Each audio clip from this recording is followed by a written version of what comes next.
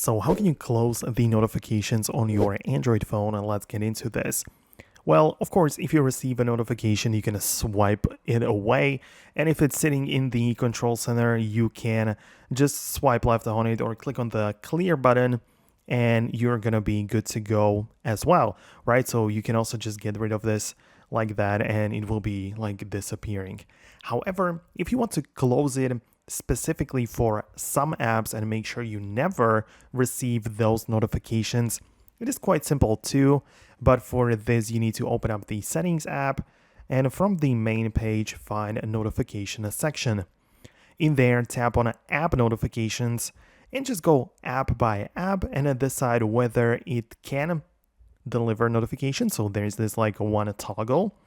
And if it's enabled, you can also choose if it's appearing on the lock screen as pop-up or if you want it to be silent or with sound. So some individual settings there are, part of this.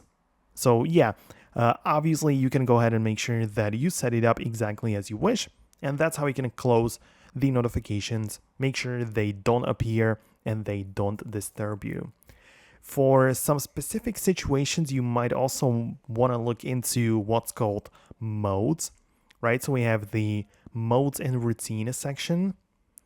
And in there, you can enable, for example, work mode or driving, sleep mode. And during those periods, you might want your phone to behave slightly different.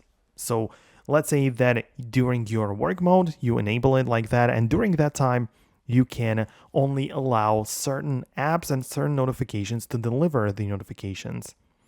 And this might be useful because it gives you like very deep control over the way your device functions.